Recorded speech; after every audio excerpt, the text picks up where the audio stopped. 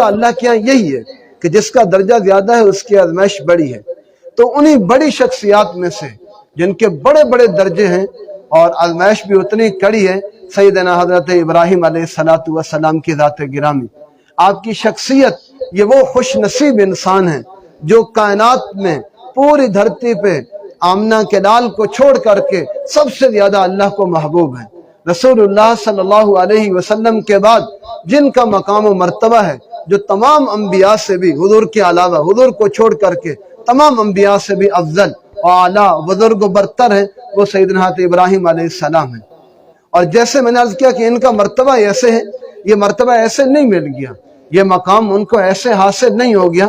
اللہ نے ان کو جانچا بھی بہت زیادہ، آزمائشوں میں بھی بہت زیادہ ڈالا، امتحانات سے گزرنا پڑا. خود قرآن کہہ رہے ہیں وَإِذِ ابْتَلَىٰ إِبْرَاهِيمَ رَبُّهُ بِكَلِمَاتٍ، ہم نے، تیرے رب نے ابراہیم علیہ السلام کو مختلف طرح سے آزمایا، ان کی آزمائش کی. فَأَتَمَّهُنْ، لیکن وہ ان امتحانات میں کامیاب ہوئے، وہ سرخرو ہوئے. اس کا انعام کیا ملا؟ دیکھیں دنیا کا بھی ضابطہ ہے، بچے امتحان دیتے ہیں، ہمارے ہاں پڑھتے ہیں، جب وہ امتحانات سے پاس ہو جاتے ہیں، اچھے نمبروں میں کامیابی حاصل کرتے ہیں، تو ان کو انعام دیا جاتا ہے. یہ پہلا انعام، یہ دوسرا، یہ تیسرا، ہر ایک کی محنت کے مطابق اس کو بدلہ ملتا ہے، صلہ ملتا ہے. تو اللہ نے بھی ابراہیم علیہ السلام کا امتحان لیا. قرآن کہتا ہے فَأَتَمَّهُنْ، ابراہیم علیہ السلام ان تمام امتحانات میں کامیاب ہوئے. اللہ نے ان کو انعام کیا دیا؟ وَإِنِّي جَاعِلُكَ لِلنَّاسِ إِمَامًا، ہم آپ کو اس کا انعام یہ دیں گے کہ ساری روئے زمین کے لوگوں کے لیے آپ کو امام بنا دیں گے، مقتدا بنا دیں گے، پیشوا بنا دیں گے. یہی وجہ ہے کہ اس وقت بھی دنیا کے 3 بڑے آسمانی مذاہب جو خدائی مذہب تھے کسی وقت میں یا اب بھی ہیں، جیسے اسلام، 3 بڑے دنیا کے مذاہب، اسلام، یہودیت اور عیسائیت، یہ تینوں یہی کہتے ہیں کہ ہمارے پیروکار، ہم جو ہے ابراہیم علیہ السلام کے پیروکار ہیں. ابراہیم علیہ السلام ہمارے پیشوا ہیں، ہمارے رہنما ہیں، اور ہم انہی کی پیروی کرنے والے ہیں. بلکہ چوتھے بھی تھے، گو کو اب مٹ گئے، مشرکین مکہ حضور کے دور میں جو مکہ کے مشرک بھی تھے، وہ بھی یہی کہتے تھے کہ ہم ملت ابراہیمی پر ہیں، اور ابراہیم علیہ السلام ہمارے مذہب پر تھے. اللہ نے سب کی نفی کی. ما کان ابراہیم یہودیہ ولا نصرانیہ اور ولیکن کان حنیفا مسلما وما کان من المشرکین. ابراہیم علیہ السلام نہ یہودی تھے، نہ عیسائی تھے، نہ مشرک تھے. تو کیا تھے؟ حنیفہ، وہ تو حنیف تھے، اللہ کی طرف یکسوئی اختیار کرنے والے، موحد تھے، توحید پرست تھے. تو میں یہ عرض کر رہا تھا کہ ابراہیم علیہ السلام کو اللہ نے وہ مقام دیا کہ آج سارے لوگ ان کے ساتھ جڑنے کو اپنے لیے سعادت سمجھتے ہیں. اور یہ کیسے ہوا؟ جیسے میں نے عرض کیا ان کی آزمائشیں بڑی بڑی ہوئی. ابراہیم علیہ السلام نے جس گھر میں آنکھ کھولی، اپنے گھر میں ہی سب سے پہلے بت پرستی دیکھی. ان کے والد جو تھے آزر، جن کا نام قرآن نے ذکر کیا ہے، یہ آزر خود نہ صرف یہ کہ بت پرست تھے بلکہ بت گرد تھے، بت فروش تھے، اور جو ہے بتوں کو بناتے تھے، بتوں کے بیچنے والے تھے، بتوں کو جوڑنے والے تھے. تو بت پرستی کا مرکز گھر میں دیکھا سب سے پہلے جب آنکھ کھولی. اور اللہ تبارک و تعالی جب کسی کو بڑا مرتبہ عطا کرتا ہے، چاہے یہی وجہ ہے کہ اللہ نے جن شخصیات کو نبوت اور رسالت عطا فرمائی ہے، وہ نبی تو جب بنے 40 سال یا اس سے زیادہ کی عمر میں، لیکن اللہ نے پہلے سے ہی نمونے دکھا دیے ہوتے ہیں، وہ بتا رہا ہوتا ہے بچہ کہ یہ کچھ بننے والا ہے.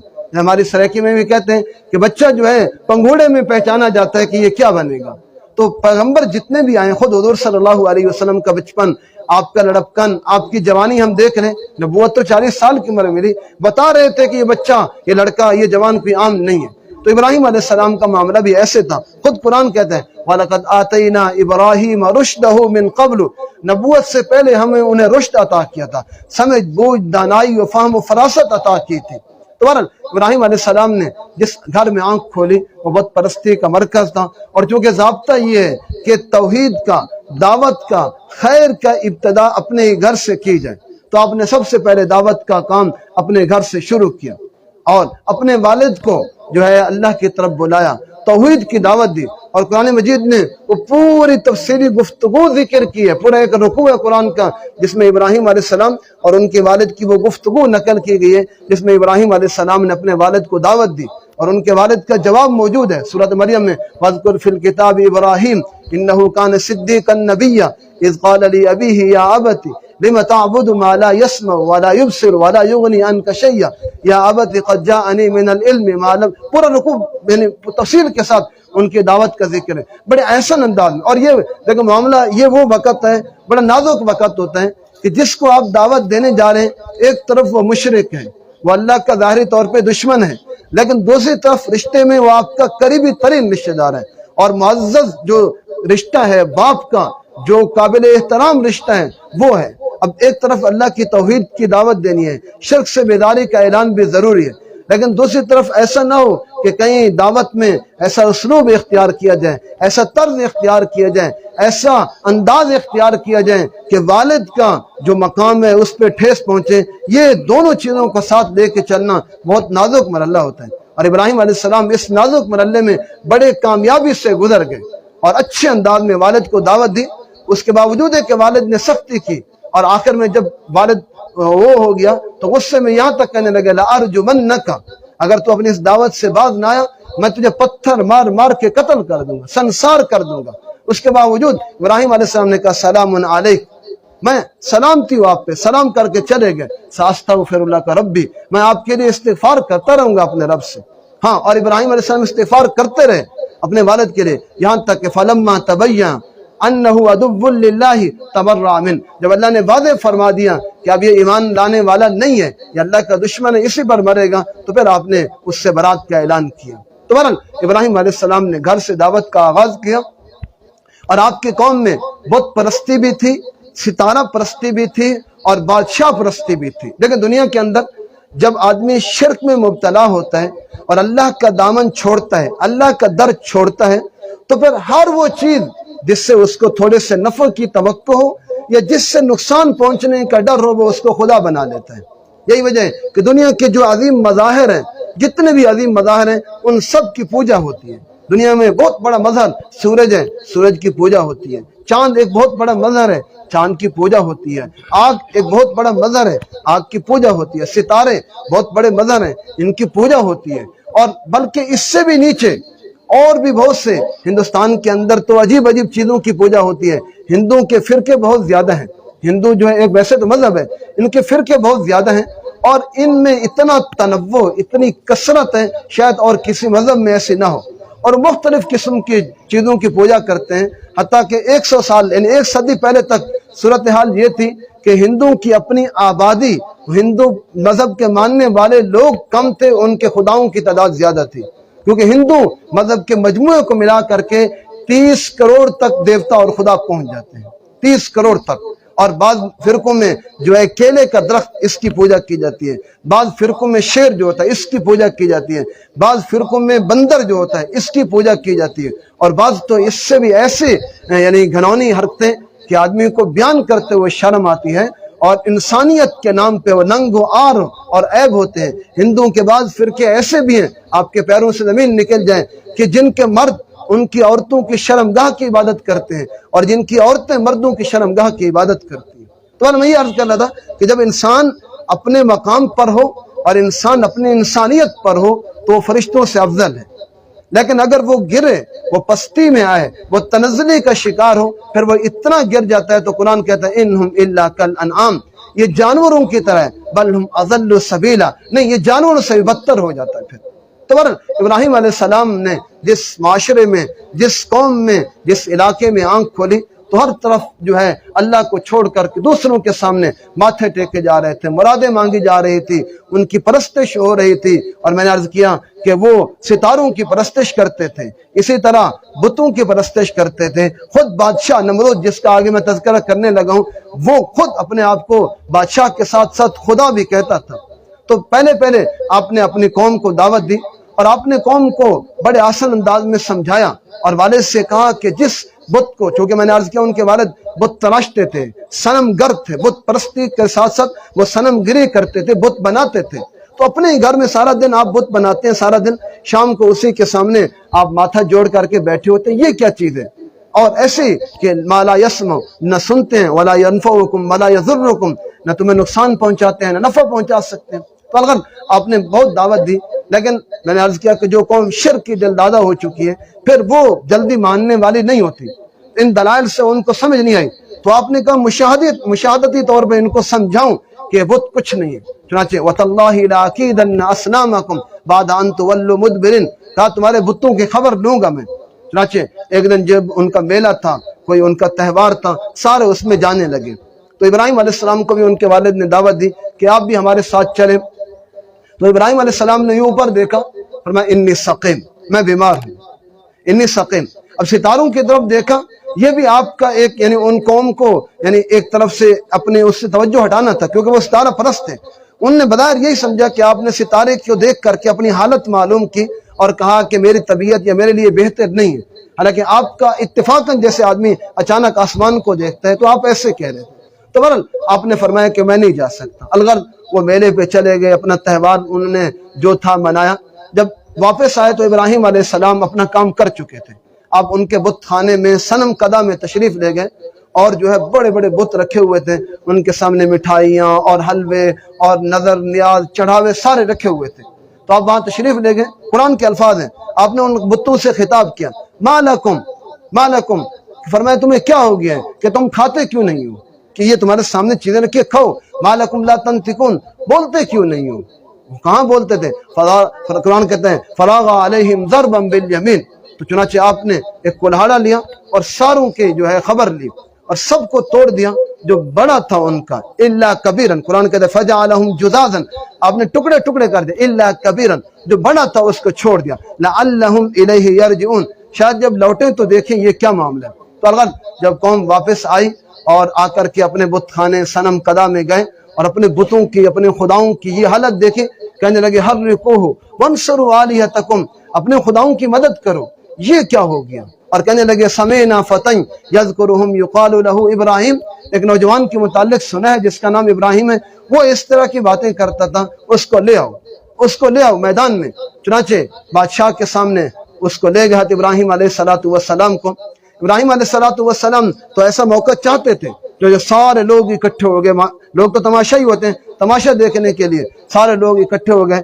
بادشاہ نمرود کے پاس آپ کو لے جایا گیا, اور یہ نمرود بھی بہت بڑا بادشاہ ہے, بلکہ بعض علماء نے تو یہاں تک بھی لکھا ہے کہ دنیا کے اندر 4 آدمی ایسے ہیں جن نے پوری دنیا پہ حکومت کی ہے. یعنی اکثر بادشاہ تو ایسے ایک علاقے تک, ایک صوبے تک, ایک ملک تک ان کی حکومتیں رہی ہیں. کچھ لوگ ایسے بھی گزرے ہیں جن کی حکومتیں پوری دنیا پر محیط تھی. ان میں 2 جو ہیں مسلمان اور اللہ کے نیک بندے گزرے ہیں, اور 2 کافر بھی گزرے ہیں. جو کافر ہیں, ایک یہی نمرود, اس کے بارے میں آتا ہے کہ اس کی پوری دنیا, جو اس وقت کی آباد دنیا تھی اس کے لحاظ سے پوری دنیا پہ حکومت تھی. اور دوسرا ایک بادشاہ بخت نصر گزرا ہے موسیٰ علیہ السلام کے دور کے بعد, اس کے متعلق بھی روایات میں آتا ہے. اور جو 2 مسلمان بادشاہ گزرے ہیں, ایک حضرت ذوالقرنین جن کا ذکر قرآن نے کیا, اور دوسرے حضرت سلیمان علیہ السلام, آپ کی بادشاہ بھی پوری دنیا پہ تھی. بہرحال تو نمرود بہت بڑا بادشاہ تھا, اور اس دور میں چونکہ عمریں بھی لمبی ہوتی تھی, 400 سال سے وہ ظالم حکومت کر رہا تھا, 400 سال سے حکومت کر رہا تھا. تو نمرود کے پاس آپ کو لے کر کے گئے, تو آپ نے نمرود کے ساتھ گفتگو کی. وہ مناظرہ جو آپ کا اور نمرود کا ہوا, خود قرآن نے اس کو نقل کیا. الم تر الی الذی حاج ابراہیم فی ربی ان آتاہ اللہ الملک, اللہ فرماتے ہیں ہم نے اسے ملک دیا, بادشاہت دی, چاہیے تو یہ شکر کرتا, مزید ناشکری پہ آیا. تمہارا مناظرہ ہوا. اذ قال ابراہیم ربی الذی یحیی و یمیت, تو نمرود نے کہا سنا ہے اب مجھے خدا نہیں مانتے, کسی اور کو مانتے, آپ کا خدا کون ہے؟ تو ابراہیم علیہ السلام نے کہا ربی الذی یحیی و یمیت, میرا رب تو وہ ہے جو زندگی بھی دیتا ہے موت بھی دیتا ہے, زندگی موت کا مالک ہے. تو نمرود نے کہا زندگی موت تو میں بھی دے سکتا ہوں, انا احیی و امیت, قرآن کے الفاظ ہیں, میں بھی زندگی موت کا مالک ہوں. تو ابراہیم علیہ السلام نے کہا کیسے؟ کہا میں ابھی آپ کو دکھاتا ہوں. اس نے 2 بندے بلوائے, ان میں سے ایک ایسا تھا جو بے قصور تھا, اپنی قید سے بے قصور تھا, اور دوسرا ایسے تھا جس پہ سزائے موت ہو چکی تھی, پھانسی اس پہ طے ہو چکی تھی. تو جس پہ سزائے موت ہو چکی تھی اس کو چھوڑ دیا, اور جو بے قصور تھا اس کو قتل کرا دیا. کہا دیکھا میرے ہاتھ میں زندگی اور موت ہے. حالانکہ وہ زندگی اور موت کا مطلب ہی نہیں سمجھتا. زندگی اور موت کا مطلب یہ تو نہیں ہے. زندگی کا مطلب یہ ہے کہ کسی چیز کو عدم سے وجود میں لانا، نہ ہو اس کو پیدا کر دینا، زندگی یہ ہے. اور موت کا مطلب یہ ہے کہ جو زندہ ہو اس کو اس طرح مار دینا. بل ابراہیم علیہ السلام نے جب دیکھا کہ یہ سمجھنے والا نہیں ہے تو آپ نے اور دلیل دی. فرمایا کہ میرا رب تو وہ ہے کہ الذی یأتی بالشمس من المشرق، میرا رب وہ ہے جو سورج کو مشرق سے لاتا ہے. فأت بها من المغرب، اگر تو واقعی خدا ہے تو سورج کو مغرب سے طلوع کر کے لا. وبہت الذی کفر، قرآن کہتا ہے یہ کافر مبہوت ہو گیا، حواس باختہ ہو گیا، کوئی جواب نہیں بن پڑا. یہاں بھی علماء نے ایک علمی نکتہ لکھا ہے کہ نمرود نے جیسے یہ کہہ دیا تھا کہ زندگی اور موت میرے ہاتھ میں، وہ یہ بھی تو کہہ سکتا ہے سورج کو میں مشرق سے طلوع کرتا ہوں. ابراہیم اگر تو سچا ہے تو اپنے رب کو کہے وہ مغرب سے طلوع کر کے دکھا. یہ بھی تو کہا جا سکتا تھا، ایک عام سی عقلی دلیل ہے اور بات علماء نے اٹھایا ہے. لیکن علماء نے اس کا جواب دیا ہے کہ جب وہ ابراہیم علیہ السلام کے متعلق سن چکا تھا اور اتنی گفتگو وہ کر چکا تھا، اتنا وہ بھی سمجھ گیا تھا کہ یہ بندہ ایسے مجھ سے گفتگو نہیں کر رہا، اس کا جس کے تعلق ہے وہ رب واقعی ایسا ہے کہ اگر یہ کہہ دے گا تو وہ مغرب سے نکال کے دے دے گا، پھر میری کوئی دلیل بھی نہیں چلے گی. تو اس لیے اس نے خاموشی میں عافیت سمجھی، الغرض اس نے پھر مناظرہ ہار گیا. لیکن باطل کا یہ وتیرہ ہے، ہمیشہ سے یہ اس کی عادت رہی ہے، جب وہ دلیل کے میدان میں ہار جاتا ہے، جب وہ بات کی چیز سے گھبرا جاتا ہے، پھر وہ زور پہ اتر آتا ہے، پھر وہ مارنے پہ آ جاتا ہے، اپنی طاقت کا استعمال کرتا ہے. تو وہی ہر رکوہ اس کو جلاؤ، اپنے بتوں کی جو ہے تم امداد کرو، بدلہ لو. الغرض انہوں نے وہ پورا منصوبہ بنایا اور ابراہیم علیہ السلام کو جلانے کی تیاری کی، اور کافی عرصہ جلانے کے لیے ایندھن اکٹھا کرتے رہے. اور بلکہ بعض روایتوں میں یہاں تک آتا ہے وہ اتنا عرصہ ایندھن اکٹھے کرتے رہے. اس پورے عرصے میں اگر کوئی عورت ایسی ہوتی جس کے ہاں بچہ پیدا نہ ہوتا تو منت مانتی تھی، نظر مانتی تھی کہ مجھے اگر بیٹا ہو گیا تو ابراہیم کو جلانے کے لیے جو ایندھن اکٹھا ہو رہا ہے میں اس میں اپنی لکڑیاں جمع کراؤں گی. تو قارث خیر سمجھ رہے تھے، ثواب کا کام سمجھ رہے تھے، اس لیے منتیں یہ مانی جا رہی تھی. الغرض انہوں نے بہت جو ہے بڑا ایندھن جلایا، اور اس سے پہلے اتنا ایندھن کبھی نہیں جلا، کبھی ایسی آگ روشن نہیں ہوئی. اور اس آگ کے شعلے اتنے بلند ہوئے کہ اوپر فضا میں کوئی پرندہ اس جگہ کے اوپر سے اڑتا تو وہ جل کر بھسم ہو کر کے نیچے گر جاتا. اتنا، اور وہ اتنا شعلے اس کے تھے، اتنی اس کی تپش، اتنی حرارت تھی کہ اب وہ ڈالیں کیسے، اس کو قریب جانے تو پڑے گا نا. تو اس وقت کے ایک آدمی نے منجیک تیار کی. منجیک آپ سنتے ہیں پہلے زمانے میں جنگوں میں استعمال ہوتی تھی، اس میں بڑے پتھر رکھ کر کے کسی عمارت کو توڑنا ہوتا تو منجیک استعمال. آج کل جیسے ہمارے یہاں ٹینک ہے، یہ اسی کی شکل ہے. تو منجیک سب سے پہلے اسی وقت ایجاد ہوئی تھی حضرت ابراہیم کو پھینکنے کے لیے. تو انہوں نے ایک بڑا سا ایک منجیک تیار کیا اور بہت دور سے آپ کو زور سے پھینکا، جس میں آپ آگ میں جا کر کے گرے. تو ابھی اس دوران تھے کہ آپ کو آگ میں پھینکا جا رہا تھا، ابھی آپ فضا میں تھے. حضرت جبرائیل سید الملائکہ تشریف لائے اور آ کر کے عرض کیا، اپنی خدمات پیش کی. خلیل اللہ، اللہ کے خلیل، میرے لیے کیا حکم ہے، میں حاضر ہوں. تو اگرچہ جبرائیل بھی کوئی اللہ کی طرف سے مدد تھی، لیکن براہ راست انہوں نے یہ نہیں کہا کہ میں اللہ کی طرف سے ہوں، یہ اللہ پوچھ رہے، اپنا ظاہری طور پہ نام لیا، ہمیں حسبنا اللہ ونعم الوکیل. یہ وہ دعا ہے جو ابراہیم علیہ السلام نے آگ میں ڈالے جاتے وقت کہی، اور رسول اللہ صلی اللہ علیہ وسلم نے 100 تلواروں کے سائے میں کہی تھی، حسبنا اللہ ونعم الوکیل، ہمیں اللہ ہی کافی ہے اور وہ بہترین کارساز ہے. اچھا، پانی کا فرشتہ جس کے ذمہ بارش ہے فوراً حاضر ہوا ابراہیم علیہ السلام کی خدمت میں، آ کے عرض کیا آپ حکم کریں ایسی بارش برساؤں کہ اس آگ کا نام و نشان بھی نہ رہے. آپ نے فرمایا نہیں، ہم اللہ پہ چھوڑتے ہیں. خلیل کہتے بھی اسی کو ہیں جس کے اللہ کے ساتھ نیاز کی باتیں ہوں، جو اللہ کے ساتھ لاڈ کرے جسے ہم کہہ لیں. تمہارا اللہ تبارک و تعالی نے پھر اپنے ابراہیم کی ایسے لاج رکھی کہ جب آپ وہاں گئے تو روایت میں آتا ہے وہ رسیاں اور وہ رسیاں جس کے ساتھ آپ بندھے تھے وہ رسیاں تو جل گئی، لیکن آپ کے بدن کا ایک بال بھی نہیں جلا. اور بعض روایتوں میں یہاں تک ہے کہ آپ 40 دن رہے، بعض میں 6 مہینے کا بھی ذکر ہے. بہرحال روایت مختلف ہے، کافی عرصہ اس آگ میں آپ رہے. اور بعد میں جب آپ اس آگ سے نکلے تھے تو لوگوں نے آپ سے پوچھا بھی تھا ابراہیم علیہ السلام سے کہ آپ کی زندگی کے بہترین ایام، بہترین زمانہ کون سا ہے؟ تو فرمایا وہ زمانہ جو میرا آگ میں جلا، جو آگ میں گزرا، وہ زمانہ سب سے بہترین. اور اللہ نے پھر جیسے میں نے عرض کیا فرشتے بھی ہٹا دیے بیچ میں جو ہے سب کو اللہ نے ڈائریکٹ خود آگ سے خطاب کیا. قلنا یا نار کونی بردا، ہم نے کہا اے آگ ٹھنڈی ہو جا. برد سردی میں برف کو بھی کہتے ہیں، ٹھنڈا کو بھی کہتے ہیں عربی میں. تو وہ اتنی، کیونکہ اللہ نے ٹھنڈے ہونے کا حکم دیا، بعض روایتوں میں یہاں تک کہتا ہے کہ وہ اتنی ٹھنڈی ہوگی کہ آپ کو آگ میں سردی محسوس ہونے لگی۔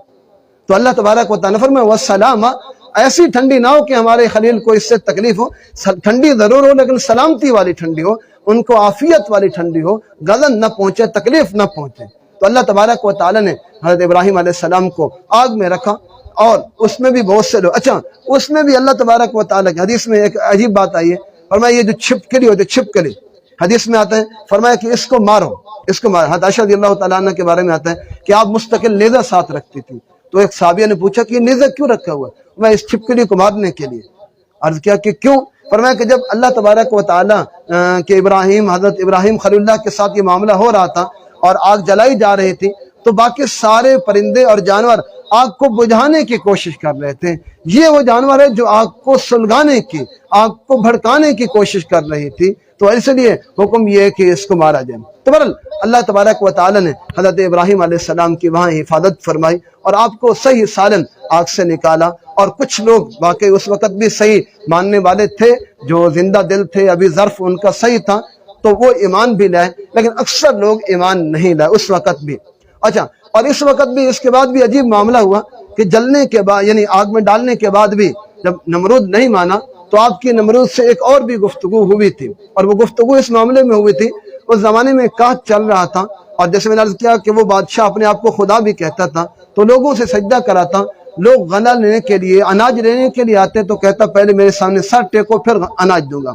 تو چونکہ سب کے پاس غلہ نہیں تھا، ابراہیم علیہ السلام کے پاس بھی نہیں تھا، آپ اس کے پاس غلہ لینے کے لیے گئے، لوگوں نے سجدہ کیا تو آپ نے سجدہ نہیں کیا، تو اس نے کہا کہ سجدہ کیوں نہیں کیا؟ آپ نے فرمایا میں رب کے سوا کسی کو سجدہ نہیں کرتا۔ بات بڑا لمبی ہے، تو اس نے کہا پھر آپ کو اناج بھی نہیں ملے گا، کیونکہ اپنی خدائی نہ مانے اور وہ اس کو دے دے، یہ تو خدا کی صفت ہے کہ لوگ انکار کر رہے ہوں، سینکڑوں سال اللہ کی ناشکری کریں پھر بھی روزی دیتا رہے، یہ تو اللہ کی صفت ہے۔ ایک بندہ جو وہ تو کم ظرف ہے، وہ کیسے ایسے کہا، اور وہ بھی باطل پر ہو پھر، تو بہرحال اس نے آپ کو جو ہے غلہ نہیں دیا، اور آپ واپس جب لوٹے تو تھوڑے سے انسانی ناطے کے پریشان تھے کہ اب غلہ واقعی نہیں ہے اور یہ دیتا نہیں ہے، تو آپ اپنے گھر تشریف لے جا رہے تھے، تو چلو گھر والوں کو بہلانے کے لیے آپ نے جو ہے راستے کے اندر ریت کے 2-3 بورے یا کوئی اس طرح کی چیزیں بھر لی، اور جب گھر گئے تو جا کر کے گھر میں ایک طرف رکھ دیا اور جا کر کے سو گئے۔ اور جب بیوی نے تھوڑی دیر بعد آ کے اٹھا لا، حضرت سارا جو آپ کی چچا زاد بہن بھی تھی اور آپ کی گھر والی بھی تھی، اور وہ 2 ہی بندے تھے جو ابراہیم علیہ السلام پہ، ان کے قوم میں بعد میں آپ نے ہجرت کی اور علاقے گئے جس کا انشاءاللہ تذکرہ ہم اگلے ہفتے کریں گے، لیکن آپ کے اپنے علاقے میں آپ پہ یہی 2 بندے ایمان لائے، آپ کے بھتیجے حضرت لوط علیہ السلام جو اللہ کے پیغمبر ہیں، آپ کے سگے بھتیجے تھے، اور آپ کی بیوی حضرت سارا۔ تو بہرحال حضرت سارا نے آپ کے اٹھایا، جگایا، فرمایا کہ کھانا تیار ہے، کھانا کھا لیں۔ تو ابراہیم علیہ السلام چونک گئے، شوق ہوئے کہ کھانا تیار ہے، کھانا کہاں سے ہے؟ انہوں نے کہا آپ نے ابھی گندم لائے تھے، اناج لائے تھے، تو میں نے وہ پکا دیا۔ تو ابراہیم علیہ السلام کو فوراً اللہ تبارک و تعالیٰ کی مدد یاد ہے کہ اللہ نے میری لاج رکھ لی، میں نے باطل سے ٹکرا کے آیا تھا تو اللہ تبارک و تعالیٰ نے مجھے اس کا محتاج نہیں کیا، اللہ نے اس ریت کو ہی گندم بنا دیا اور آپ کے کھانے کا انتظام ہوا۔ اچھا، اس دوران جب نمرود سے آپ کی گفتگو ہوئی اور آپ واپس چلے آئے تو نمرود سے کافی لمبی بحث ہوئی، تو پھر آپ نے اللہ کے حکم سے نمرود کو یہ کہا کہ دیکھ تجھے اپنی طاقت پہ، اپنی بادشاہت پہ گھمنڈ ہے، غرور ہے، تو ایسا کر تو اپنا لشکر لیا، اور پھر میں اللہ سے عرض کرتا ہوں اللہ بھی اپنا لشکر لائیں گے۔ اور نمرود جیسے میں نے عرض کیا پوری دنیا کا بادشاہ تھا، 400 سال سے حکومت کر رہا تھا، تو اس نے کہا ٹھیک ہے، لاکھوں فوجی ومائے اسلحے اور ساری تیاری کے ساتھ وہ میدان میں آ گیا کہ ابراہیم اور ان کے خدا سے لڑنا ہے۔ تو آپ نے اللہ تبارک و تعالیٰ سے دعا کی، اللہ تبارک و تعالیٰ نے نہ جبرائیل بھیجا، نہ میکائیل بھیجا، نہ اسرافیل بھیجا، نہ اسرائیل بھیجا، نہ کوئی بڑی مخلوق بھیجی، اللہ نے اپنی چھوٹی ترین، حقیر ترین، کمزور ترین مخلوق مچھر، یہ بھی اللہ کے ایک لشکر ہے، وما یعلم جنود ربک الا ھو، اللہ کے ایسے لشکر ہیں کہ اللہ کے سوا اور کوئی نہیں جانتا۔ تو اللہ نے لشکروں، مچھر کے لشکر کو استعمال کیا اور اللہ نے مچھر بھیج دیے۔ روایت میں آتا ہے اتنے مچھر تھے کہ فضا ساری کالی ہو گئی، نظر نہیں آ رہی تھی کہ اب وہ مچھروں سے کیا لڑائی کرتے، تلواریں مارتے، نیزے مارتے، کیا کرتے۔ अलगद मच्छरों ने उस पर हमला किया, उसकी फौज पे, और सारी फौज को ऐसे काटा और ऐसे उनको डंग मारे कि दम दबा के भाग गए। और फिर वही जिसका रिवायत आप सुनते हैं, एक मच्छर अल्लाह के हुक्म से खुद नमरूद के अंदर भी घुस गया। और बाद रिवायत में नाक का जिक्र है, बाद में कान का भी जिक्र आता है। मतलब जिस तरह भी नाक के रास्ते या कान के रास्ते उसके दिमाग में घुस गया। और फिर जो उसके साथ हुआ वो आप जानते हैं कि कैसे अल्लाह ने उसको जो है जूते लगवाए, और वो जूते लगवाता था फिर देता था। और बाद रिवायत में है कि जब सख्ती ज्यादा हो जाती फिर जूतों से काम नहीं पड़ता था, फिर कहता मुझे हथौड़े मारो, कोई टेशियां कांडा, ये चीजें मारो ताकि मेरा दिमाग जगह पर आए, क्योंकि उसको चोट लगती थी। अल्लाह ने ऐसा निजाम किया, ठीक हो जाता था। तो बहरहाल मैं ये अर्ज कर रहा था कि इब्राहिम अलैहिस्सलाम का मकाम और मर्तबा यहाँ तक पहुंचे। इंशाअल्लाह जिंदगी बाकी तो अगले हफ्ते भी हम इब्राहिम अलैहिस्सलाम का फिर मिस्र जाना, और फिर वहां जाकर के बादशाह से आपका मुकाबला, और फिर आपके बच्चे हज़रत इब्राहिम, हज़रत इस्माइल की पैदाइश और मक्का जाना, ये सारी तफसील इंशाअल्लाह जिंदगी बाकी तो आइंदा हफ्ते अर्ज करेंगे। अल्लाह तबारक व तआला से दुआ है जो कुछ कहा सुना अल्लाह इसको समझने की और इस पे अमल की तौफीक दे।